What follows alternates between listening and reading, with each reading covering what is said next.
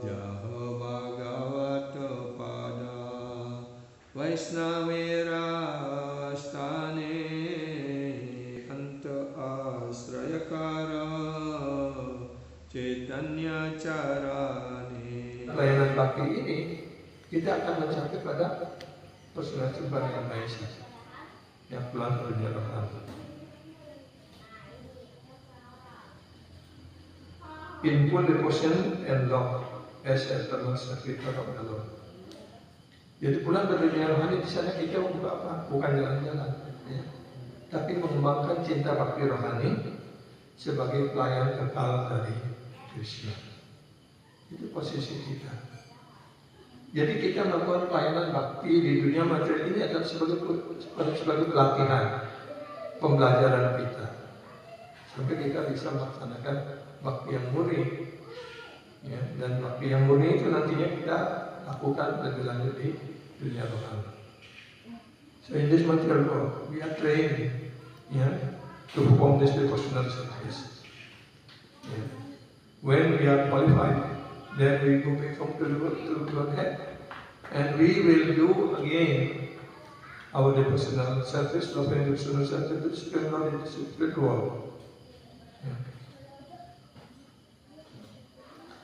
Sankhya philosophy is the analytical study of the all existence.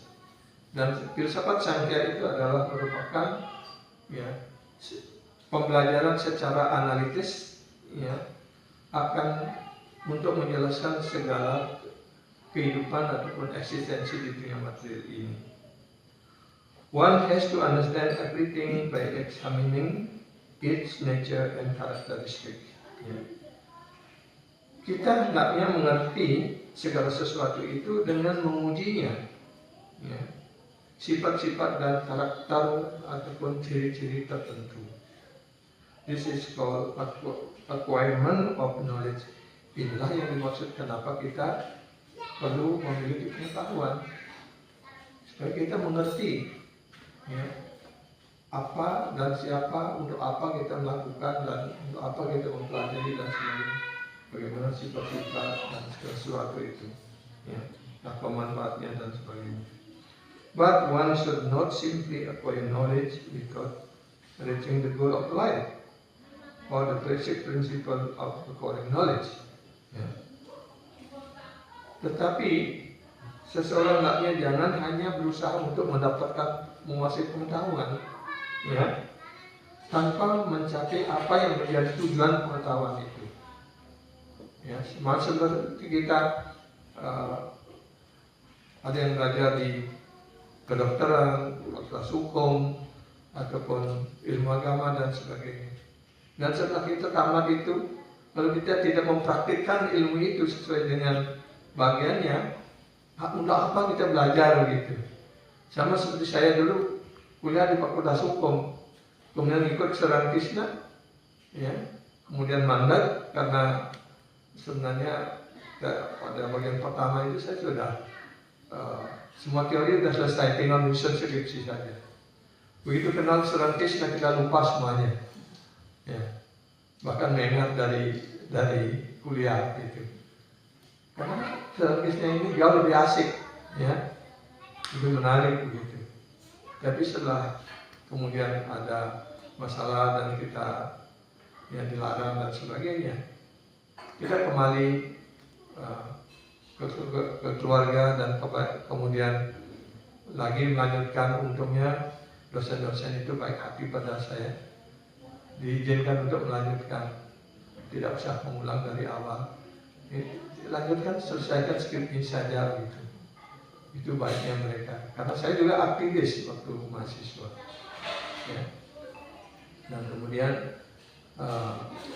diberikan tetap memotif judul itu, dan apa yang sudah kita tulis sebelumnya bisa tinggal konsultasi diperbarui dosen pembimbing aja gitu.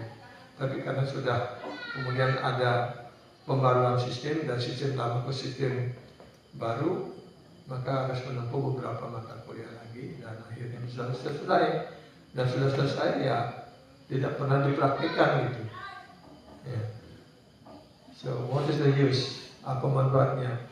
what is the use when I'm passing the law, but we never practice law like that. So this is also mentioned. What is the use of we study all this different philosophy if we not achieve the goal of life like this? Yeah. But one should not simply acquire knowledge without reaching the goal of life or the basic principle of acquiring knowledge. Apa prinsip dasar kita untuk mendapatkan pengetahuan? Yaitu Bhakti Yoga. Yeah. Bhakti Yoga is the end of knowledge. Yeah. Or the highest goal of life is Bhakti Yoga. Bhakti Yoga, Bhakti Yoga, Bhakti Yoga Dana. What is Bhakti Krishna Nama Smarana Grandana. Terus Chaitanya Mahaprabhu mengajarkan Bhakti Yoga, Bhakti Yoga, Bhakti Yoga Dana. Bhakti Yoga dijelaskan 3 kali, artinya Bhakti Yoga ini adalah sesuatu yang penting sekali. Ya, kenapa? Dan Bhakti Yoga ini adalah dana, ini adalah aset, ini adalah kekayaan rasa benar kita. Ya. Bhakti Krishna Nama Smarana Grandana. Dan ya, Bhakti Yoga ini hanya bisa dicapai dengan apa? Ya, dengan menangis. Ya, karena artinya menangis. Menangis untuk apa? Untuk Krishna. Ya. So why we have to acquire this Bhakti Yoga? Bhakti Yoga is our real asset. This is only asset for the soul. Yeah, how to practice is by crying. Yeah, crying in the heart, not Guru Maharaj said that not the crocodile tears, ya, bukan air mata buaya, tapi menangis dari dalam hati kita. Ya. Karena kalau orang bisa menangis untuk Krishna, karena rindu pada Krishna, itulah disebut Bhakti Yoga. Artinya dia sudah mengembangkan cita bakti yang mulia karena dia tidak mampu lagi berpisah dengan Krishna. Dia selalu merindukan Krishna. Yeah. Why they said that we have to cry? Because when we cry for Krishna, that means we have a deep love of Krishna. We cannot separate it from Krishna, even for a moment. Yeah. Sesaat pun kita tidak bisa berpisah dengan Krishna. That is the real meaning of Bhakti Yoga. Itulah arti Bhakti Yoga yang sebenarnya. If we give up Bhakti Yoga and simply busy ourselves in the analytical study of nature, of things as they are, then the result will be practically nil. Yeah. Artinya, jika kita meninggalkan Bhakti Yoga ini, mengabaikan Bhakti Yoga ini, dan hanya menyibukkan diri kita dalam mempelajari semua pengetahuan bersikap analitik ini dan sebagainya, ya. Of nature thing ataupun sifat-sifat dari segala sesuatu, maka hasilnya hanya kosong. Ya. Mungkin ya kita mendapatkan hasil berupa hal material. Kita bisa jadi dosen, ya. Kita bisa kerja di kantor apa dan sebagainya. Tapi tanpa bakti, apa artinya, apa gunanya Gyana dan Karma ini? Karena ketika kita meninggalkan badan ini, semuanya ini habis. Ataupun akan mengikat kita untuk lahir lagi di sini, gitu maksudnya. Karena itu disebut nil, disebut kosong. Yeah. So why when we neglect Bhakti Yoga, the surface, and then we just absorb in analytical study of everything without relating with Bhakti, so then the result we call is nil, not zero. Why? Because when we are acting in Karma Yoga, in karma, or everything in this material world, not related to Krishna, not related to this Bhakti Yoga, when we try, everything will zero, or will again, make us to again take birth in this material world. When we are become so attached to that, Ya, itu artinya. It is stated in the Bhagavatam that such engagement, something like husking of paddy. Yeah. There is no use getting a husk if the grain is already been removed. Jadi kegiatan yang tidak terhubung dengan Bhakti Yoga, dengan pelayanan Citta Bhakti ini, betapapun sukses material yang kita capai, itu dijelaskan seperti kita menumbuk sekam ataupun pot pesak, ya istilahnya kan. Jadi kalau padinya itu sudah digiling atau kalau dibalik kan biasanya kita mantik gitu. Ya. Terus itu yang kita lakukan proses lagi, tumbuk lagi, apakah dapat menghasilkan beras? Tidak. Ya. Itu. Jadi itu di sini jelaskan. Apapun yang kita lakukan di dunia materi ini, filsafat apapun, kalau tidak terhubung dengan bakti, hasilnya nol. Whatever we are doing in this material world, if not related to bhakti, the service is zero. Yeah. Like we are husking the husk, yeah, which the grain is already removed. By scientific study of material nature, the living entity and the spiritual has to understand the basic principle of the spiritual service to the Lord. Dengan pelajaran secara analistik, ya, tentang sifat-sifat alam material ini, sang makhluk hidup ya, antara makhluk hidup dan sang roh, ya, orang harus mengerti tentang prinsip-prinsip pengabdian cinta bakti rohani ini. Jadi karena dijelaskan bahwa bakta yang sang makhluk itu, ya, dan Bhagawan itu aset dunia materi, dunia rohani. Ya. Jadi pelayanan bakti Bhagawan ini adalah kekal. Bhagawan adalah personal Tuhan yang Maha Esa, dan semua jiwa adalah pelayan-pelayan kekal dari Tuhan yang Maha Esa.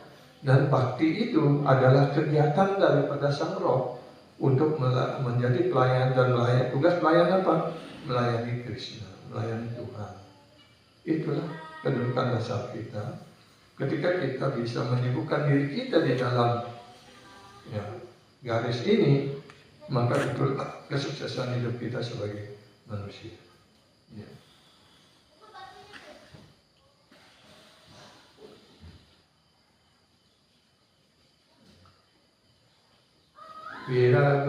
Virago yena puruso Bhagavan sarvata bhavet. Acaksya jiwa lokasya vivida mama samsati. Devahuti continue. My dear Lord, please also describe in the time, both for me and for the people in general, the continual process of birth and death. For by hearing of such calamities, we may become detached from the activities of this material world. Nah, di sini Dewarti memohon kepada putranya, ya, kepada Kapila Dewa. Kapila Dewa itu adalah putranya sendiri. Tapi kadang kemudian dia atas karunia suami yang mengerti bahwa Kapila Dewa adalah personal Tuhan yang Maha Esa, maka dia submisif, ya, menjadikan dia bertanya kepada putranya tentang pengetahuan bakti ini, tentang segala hal ini. Dan di sini beliau memohon kepada Kapila Dewa untuk menjelaskan secara detail, ya, agar pengetahuan ini bermanfaat bagi beliau sendiri dan bagi orang lain. Nah, bagi orang lain, masyarakat umum, nanti bagi kita, ya. Jadi beliau bertanya kepada putranya, kepada Kapila Dewa untuk menjelaskan hal ini. Itu bermanfaat bagi beliau dan juga bermanfaat untuk kita semua. Ya. Seperti Arjuna menyampaikan pertanyaan-pertanyaan kepada Sri Krishna di dalam Bhagavad Gita, ya, untuk dia sendiri dan untuk kita semua. Sehingga sampai sekarang kita bisa mewarisi Bhagavad Gita itu. untuk kita pelajari, untuk kita praktekkan. Di sini juga begitu. Ya. Continual proses birth and death. Bagaimana proses kelahiran dan kematian ini berlangsung terus? Karena dengan mendengarkan hal penderitaan seperti itu, ya, mungkin kita bisa ya melepaskan segala ikatan kita akan kegiatan tersebut, ya, di dunia materi ini. Nah, kalau kita sudah mengerti betapa buruknya penderitaan ketika kita terus mengalami kelahiran, kematian satwa dan penyakit seperti ini berulang-ulang kali. Tapi kalau kita tidak pernah belajar dan berusaha untuk keluar dari penderitaan itu, apa bedanya kita dengan binatang gitu? Ya. Karena kehidupan sebagai manusia itu adalah kehidupan yang sangat jarang untuk bisa dicapai. Dan ketika kita diberikan kehidupan sebagai manusia untuk apa? Adalah untuk mengerti Krishna, untuk bisa keluar dari penderitaan material ini. Itu maksudnya. Tapi kalau kita tidak menggunakan kesempatan kehidupan kita sebagai manusia ini untuk bisa keluar dari penderitaan material dan menghentikan proses kematian kehidupan, yang kematian kelahiran dan kematian ini berulang-ulang kali, apa bedanya kita dengan ya binatang yang lainnya yang disembelih kemudian bahkan di samping itu ya asik aja makan rumput seperti itu. Ketika ada sanak keluarga meninggal kita bersedih 2-3 hari bersedih, tapi setelah lewat itu lupa lagi kita bahwa kita akan mengalami hal itu juga kan. Ya. So here devotee asks, beginning to Kapila Deva to explain about this process, describe the detail, for the benefit of herself and also for benefit of people in general. What is the meaning of people in general? Yes, for all of us, for all the human being. Like in Bhagavad Gita, Arjuna asked many questions to Krishna to explain everything. It's for himself and also for all of us. So, what is the continual or the process of birth and death? So why we are always in the cycle of birth and death? So by hearing this process, maybe we become the test of this process. And then we can learn, and we can become the touch of these activities in this material world, like that. In this verse, the word samsriti is very important. Di dalam sloka ini kata samsriti sangat penting. Sriyasriti mean prosperous path of advancement toward the spiritual personality of Godhead. Sriyasriti artinya adalah jalan yang mensejahterakan, untuk melangkah maju menuju kepada personalitas Tuhan yang Maha Esa. Nah ini, karena itu Prabhupada menjelaskan samsriti, Sriyasriti. Itu jelaskan dua kata ini oleh Prabhupada. Artinya, jalan ini adalah jalan yang mensejahterakan, karena ini menuntun, mengajak kita langsung kepada personal Tuhan yang Maha Esa. Sedangkan jalan yang lainnya, jalan karmakanda, yoga dan sebagainya, yang tidak mengacu kepada personal Tuhan yang Maha Esa, tidak disebut sebagai samsriti, karena dia tidak mengantarkan sang jiwa langsung kepada personal Tuhan yang Maha Esa. So other part than samsriti or samsritis, which means samsritis is meant to the prosperous path, leading us to directly to the Supreme Personality of Godhead. So therefore this path is considered very auspicious. But other path than this, which is not leading the jivas directly to the personal body is not considered as a prosperous or auspicious path, because they're leading to the hell, leading to the material life. And samriti mean the continued journey on the path of birth and death. And samsati artinya perjalanan perjalanan menuju pada kelahiran kematian yang berulang-ulang, toward the darkest region of material existence, dan akan menenggelamkan kita pada bagian gelap daripada kehidupan material ini. People who have no knowledge of this material world, orang yang tidak memiliki pengetahuan tentang dunia material ini, God and their actual intimate relationship with Him, actually going to the darkest region of material existence in the name of progress in the material advancement of civilization.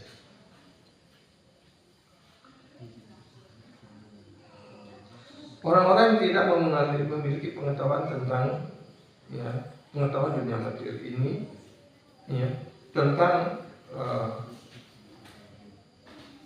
Tuhan dan kedudukan ataupun hubungan yang intim antara dirinya atau sang jiwa dengan Tuhan yang Maha Esa, sesungguhnya dia sedang menempuh jalan untuk mencapai bagian yang gelap daripada dunia material ini. It's very nice explanation from Srila Prabhupada. Jadi kalau kita berjungkir balik sampai memiliki gelar banyak sekali, doktor, profesor dan sebagainya, mungkin orang bisa mendapatkan gelar banyak doktor, doktor honoris causa atau apa dan sebagainya. Tapi kalau tidak ada hubungan dengan personal Tuhan yang Maha Esa, apa manfaatnya itu? Jadi tidak ada guna kalau dia tidak mengerti siapa dirinya, apa hubungan dirinya dengan Tuhan yang Maha Esa, dan siapa itu Tuhan yang Maha Esa, seperti itu. Ini pengetahuan yang sejati.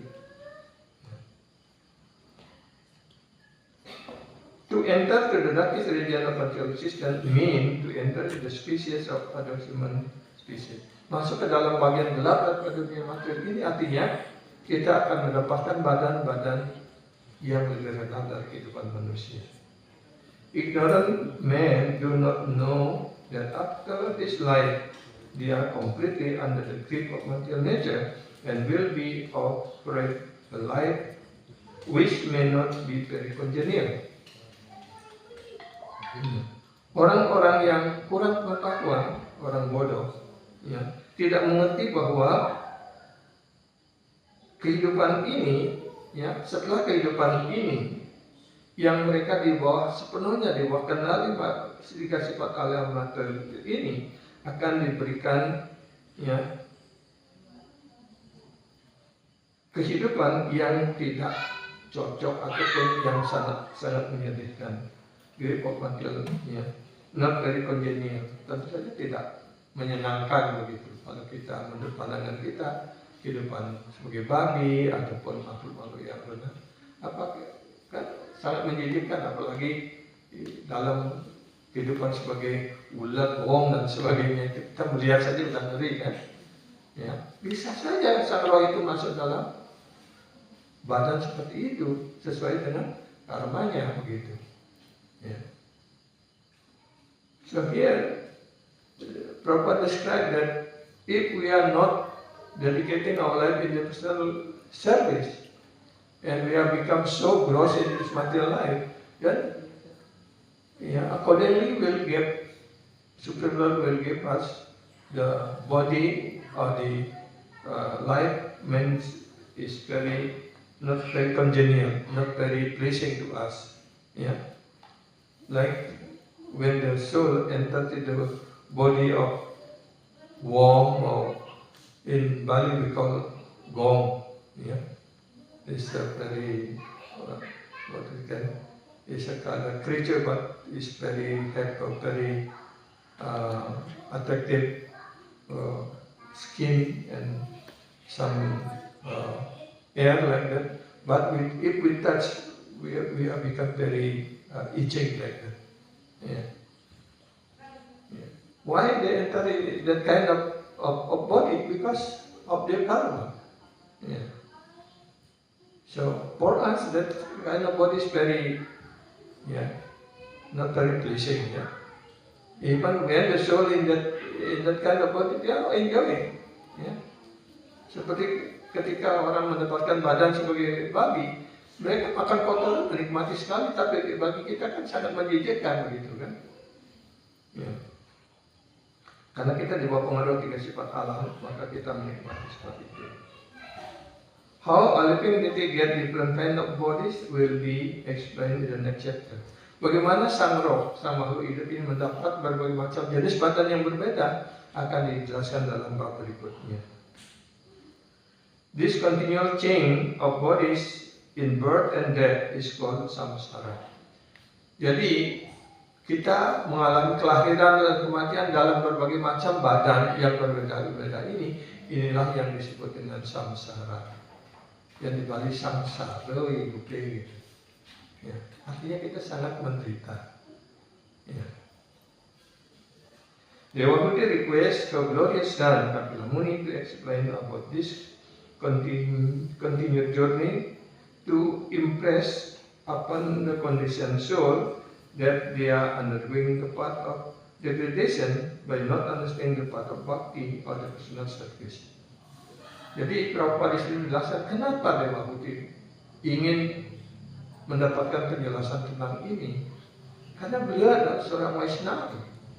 Beliau tidak ingin makhluk hidup menderita di dunia materi ini. Karena itu dengan memohon kepada putranya untuk menjelaskan tentang kelahiran, kematian, wisata dan penyakit yang berulang-ulang ini, ya, dan kenapa, apa sebabnya dan sebagainya, dan bagaimana caranya kita keluar dari perputaran ini, ya, adalah dimaksudkan agar kita, ya, tidak tersangkut paut lagi dengan kegiatan-kegiatan materi dan menyibukkan diri kita sepenuhnya dalam pelayanan bakti supaya kita tidak mengalami kelahiran dan kematian lagi di dunia materi. Kan betapa mulianya Dewa Buddha, kan? Ya. Lagi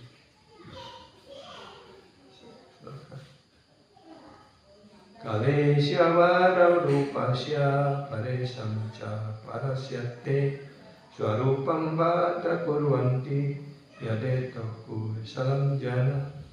Please also describe eternal time. Mohon juga dijelaskan tentang sang waktu yang kekal. Kan di Bhagavad Gita, kala juga salah satu mata pelajaran yang dijelaskan oleh Sri Krishna, ya, which is the representative of your form and, ya, dan mana sang kala ini ataupun waktu ini adalah merupakan, ya, perwakilan dari Krishna sendiri. Di dalam Bhagavad Gita bab 11 juga sudah jelaskan bagaimana beliau menjelaskan pada Arjuna segala sesuatu ini sudah akan diakhiri oleh kala. Bagi mereka yang tidak mau tunduk kepada diriku, mereka akan berhadapan diriku dalam bentuk waktu kala yang akan menelan segalanya. Seperti dijelaskan di dalam Viratrupa dan Krishna di dalam Bhagavad Gita, menelan semuanya. Ya, karena Krishna menghendaki semuanya akan meninggal dan itu adalah perwujudan dan bentuk kala daripada Krishna akan menelan semuanya gitu. Ya. Whose influence your form and by whose influence people in general engage in performance of pious activities. Yeah. Please describe eternal time, which is the representation of your form, and by whose influence people in general engage in the performance of pious activities.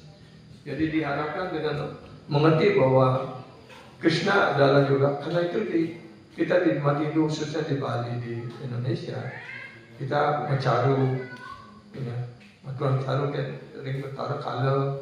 Karena dia takut dengan Betara Kala. Siapa sebenarnya Betara Kala? Itu Krishna sendiri Betara Kala kan? Ya. Tapi mereka memuja Krishna dengan cara yang berbeda, mempersembahkan caru apa dan sebagainya, kan? Karena mereka takut dengan mereka berpikir bahwa kalau marah, kalau sore, kalau duor dan sebagainya. Kalau kita baca kalender Bali kan seperti itu. Itu sebenarnya Krishna. Di sini kan jelaskan kala itu adalah representatif daripada Krishna. Kalau orang mengerti hari ini mereka akan melakukan kegiatan salah, bisa dijelaskan. Ya. However ignorant one may be regarding the path of good fortune and the path of down darkness to region of ignorance, everyone is aware of the influence of eternal time. Apakah orang menempuh jalan saleh ataupun jalan yang berdosa begitu, orang akhirnya mengerti bahwa semuanya akan berakhir dengan kematian, artinya ditelan oleh sang waktu. Ya. Pengaruh daripada sang waktu, which divorce all the effect of our material activities, yang akan menelan semua akibat dari kegiatan materi kita. The body is born at a certain time. Badan ini lahir pada waktu tertentu sesuai dengan hukum karmanya. Ya. And immediately the influence of time act upon it. Begitu lahir, ya, pengaruh waktu sudah mencengkram sang bayi ataupun sang makhluk hidup. From date of birth of the body, the influence of death is also acting. Begitu lahir, badan itu dilahirkan, pengaruh kematian sudah ada di sana. Ya. Karena begitu orang lahir pasti akan meninggal, artinya ini sudah saudara kembar, tidak bisa dipisahkan. Itulah sifat dunia material ini. Abrahma Buanaloka Punarawatina Arjuna. Dari Brahmaloka sampai ya, neraka ataupun planet yang paling rendah, dan juga dari makhluk yang paling tinggi Brahma sampai ya, mungkin semut ataupun Nendagopa ataupun tungu seperti yang kecil itu. Semuanya mengalami kelahiran, kematian, dan usia tua dan penyakit dunia material ini. Dan itu juga sudah dijelaskan dalam buat kita. Badan lahir pada waktu tertentu dan sebegitu lahir langsung di bawah cengkraman waktu. Jadi dari saat lahir dan kelahiran daripada badan itu pengaruh waktu sudah bertindak. The advancement of age entire the influence of time on the body. Begitu pula berkembangnya dengan badan ini, ya, itu juga dipengaruhi oleh sang waktu. Ya. If a man is 30 or 50 years old, then the influence of time has already before 30 or 50 years of duration of life. Nah, di sini Prabhupada menjelaskan. Kalau kita sudah berumur 30 atau 50 tahun, artinya waktu itu sudah memakan, ya, waktu hidup kita itu 30 atau 50 tahun. Tapi anehnya kita berpikir, oh saya umur panjang, saya sudah 30, saya sudah 50 tahun. Ya, seperti sekarang saya mungkin sudah 70 tahun.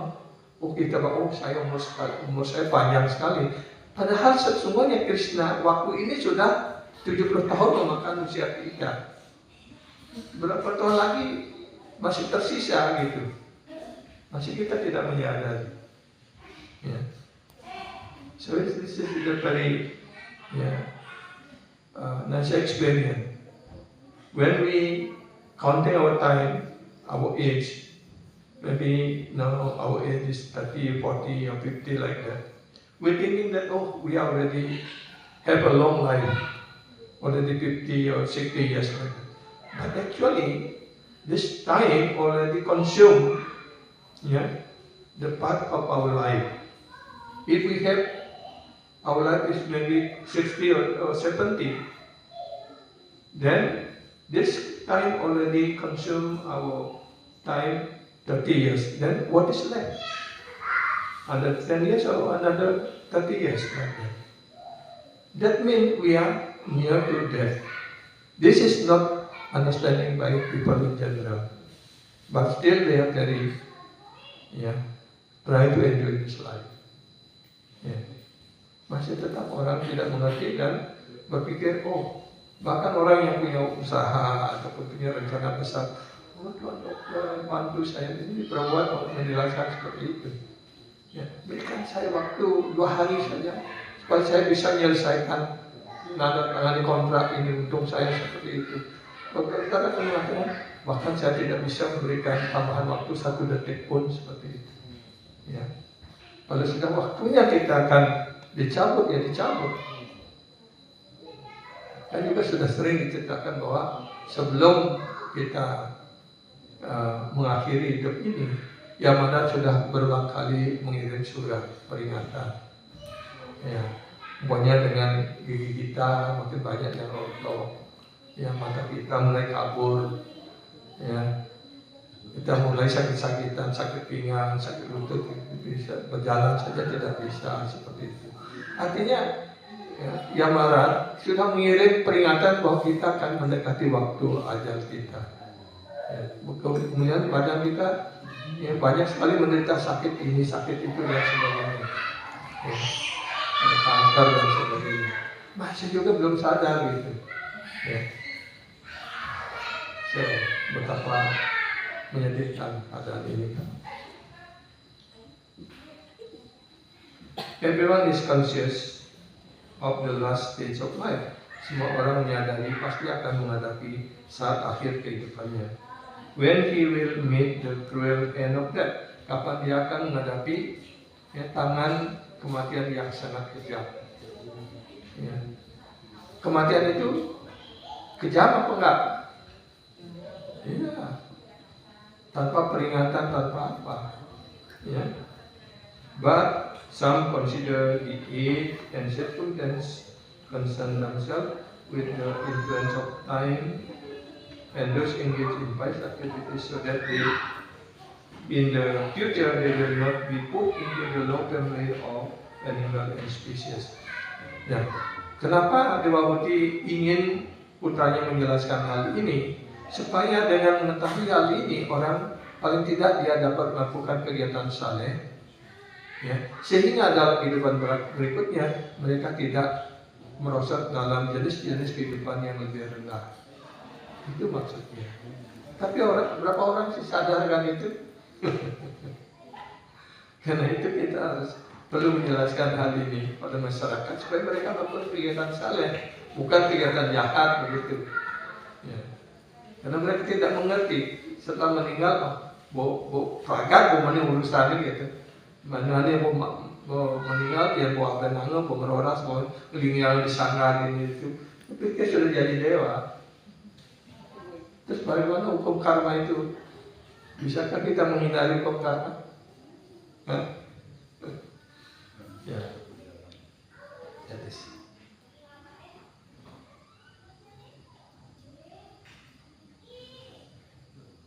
Ya, jadi maksudnya pertanyaan ini adalah semua orang melakukan kegiatan yang saleh sehingga dia tidak terjerumus dalam jenis-jenis kehidupan yang rendah lainnya. Generally, people are attached to sense enjoyment and so aspire for life on the heavenly planet. Biasanya orang-orang masyarakat pada umumnya ingin kenikmatan material sehingga setelah meninggal dia ingin mendapatkan kenikmatan surgawi seperti itu. Therefore they engage themselves in the charitable or pious activities. Karena itu orang yang murah hati kadang-kadang berdana punya atau melakukan kegiatan-kegiatan saleh yang lainnya. But actually, as stated in Bhagavad Gita, one cannot get relief from chain of birth and death. Dengan masuk surga, ya, orang tidak akan bebas dari perputaran kelahiran dan kematian. Karena lahir di surga sama seperti orang-orang ya datang untuk berwisata gitu. Kan banyak sekarang turis yang datang baik ke Lombok, ke Bali dan sebagainya. Kadang-kadang kita juga ingin jalan-jalan kan. Apakah bisa menikmati selamanya di Lombok? Ya, jalan-jalan seperti itu. Sesuai dengan ya seberapa tebal kantong kita bisa menikmati kan. Ya. Jadi kelahiran di surga itu hanya jalan-jalan atas jasa dan kegiatan saleh kita. Dilahirkan di sana untuk beberapa kurun waktu dan setelah waktunya harus lahir lagi di sini. Seperti itu. Ya. One cannot really, ya, dan dengan masuk surga orang tidak bisa terbebas dari pertukaran kelahiran dan kematian, usia tua dan penyakit. Ya. Brahmaloka, even it goes to the highest planet, Brahmaloka, because the influence of time is present everywhere within this material world.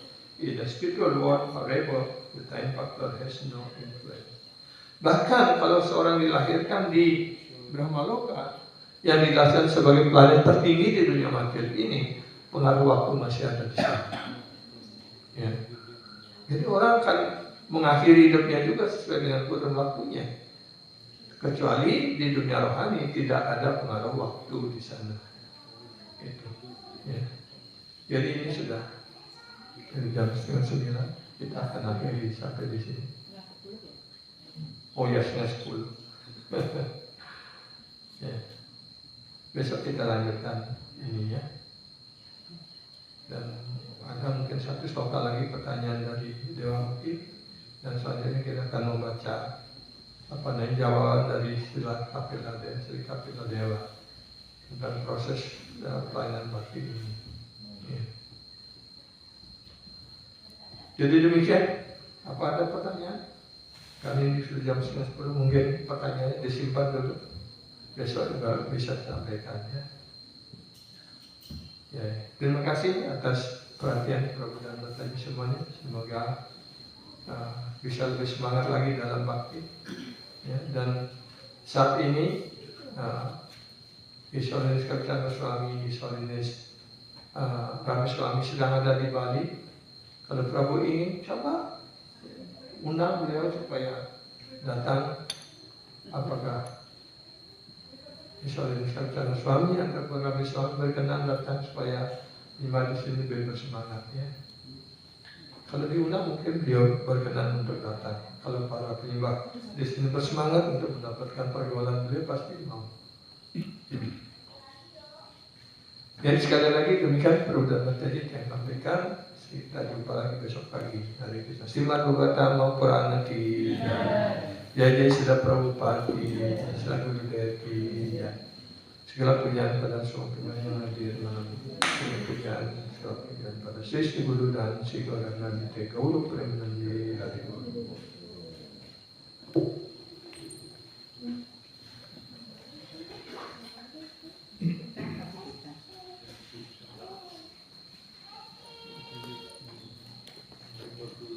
Hare Krishna,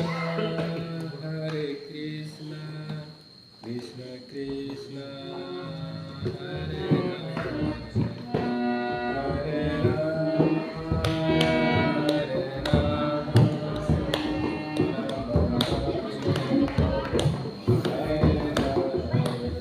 silakan. Silakan sama.